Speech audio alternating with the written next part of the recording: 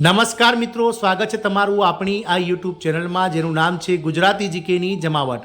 આજના વિડીયોમાં આપણે વાત કરવા જઈ રહ્યા છીએ મિત્રો, રાજ્ય સરકાર દ્વારા બજેટની પૂર્ણાહુતિ બાદ જ રાજ્ય સરકારના વિવિધ વિભાગોના હંગામી કર્મચારી, કોન્ટ્રાક્ટ કર્મચારી અને માનદ વેતન મેળવતા કર્મચારીઓને કાયમી કરવાને લઈ અને મિત્રો કવાયત હાથ ધરવામાં આવી છે। મિત્રો રાજ્ય સરકાર દ્વારા આ માટે મિત્રો વિશિષ્ટ અને વરિષ્ઠ આઈએએસ અધિકારીઓની બનેલી એક સમિતિનું નિર્માણ કરવામાં પણ આવી છે। મિત્રો જાણીએ મિત્રો વિડીયોમાં વિગતવાર કે ભારત દેશની કઈ રાજ્ય સરકાર દ્વારા તેના રાજ્ય સરકારના વિવિધ વિભાગો અને બોર્ડ નિગમમાં કામ કરતા લાખો કોન્ટ્રાક્ટ કર્મચારીઓ, માનદ વેતન કર્મચારીઓ અને હંગામી કર્મચારીઓને કાયમી કરવાને લઈ અને રાજ્યના વિવિધ વરિષ્ઠ આઈએએસ અધિકારીઓની અધ્યક્ષતામાં એક સમિતિની રચના કરી છે। તેના વિશે આજના વિડીયોમાં જાણીએ તો વિડીયોના અંત સુધી આપ બન્યા રહો અને જો ચેનલમાં નવા હો તો અમારી ચેનલને સબસ્ક્રાઇબ કરો, બાજુમાં રહેલું બેલ આઇકોન દબાવી ઓલ નોટિફિકેશન ઓન કરો જેથી કરીને ચેનલ પર મૂકવામાં આવતા વિવિધ ભરતીઓના નોટિફિકેશન, વિવિધ ભરતીઓના પરિણામ, જીકેના વિડીયોઝ, સરકારી કર્મચારી પેન્શનર્સ યોજનાને લગતા પરિપત્રો તમને સરળતાથી ચેનલના માધ્યમથી ઉપલબ્ધ થઈ જાય।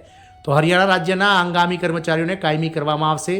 નાયબ સૈની સરકારે વરિષ્ઠ આઈએએસ અધિકારીઓની એક સમિતિની રચના કરી છે। હરિયાણા રાજ્યના હંગામી કર્મચારીઓને કાયમી કરવા માટે નાયબ સૈની સરકાર, જેઓ કે હરિયાણામાં અત્યારે મુખ્યમંત્રી છે, તેમણે મિત્રો વરિષ્ઠ આઈએએસ અધિકારીઓની અધ્યક્ષતામાં એક કમિટીની રચના કરી છે।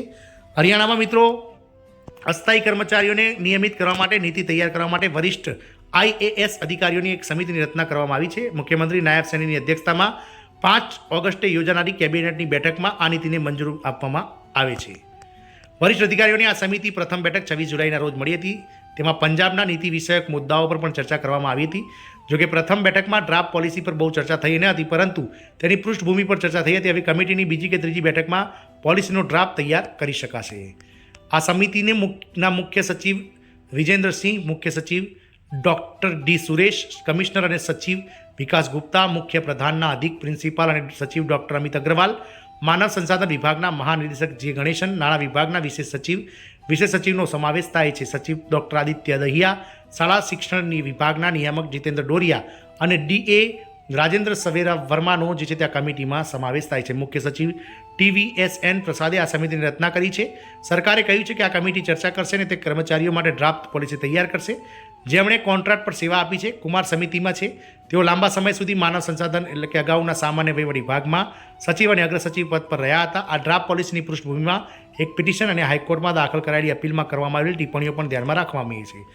વાત કરીએ મિત્રો આગળ તો ધ્યાનમાં રાખવા જેવી છે, કેબિનેટ બેઠકે પણ રેગ્યુલેશનમાં 5 કે 7 વર્ષ કે 7 વર્ષ કે 10 વર્ષની સર્વિસનો સમાવેશ કરવામાં આવશે। મુખ્યમંત્રી નાયબ સૈનીની અધ્યક્ષતામાં યોજાનારી કેબિનેટ બેઠકની બેઠક જે છે તે આગામી 5 ઓગસ્ટના રોજ નક્કી કરવામાં આવશે કે 5 વર્ષ, 7 વર્ષ કે 10 વર્ષ તે કેટલા વર્ષની સેવા ધરાવતા કર્મચારીઓને નિયમિત કરવામાં સામેલ કરવામાં આવશે। કયા કર્મચારીઓને નિયમિત કરવા તે પણ નક્કી કરવાનું રહેશે।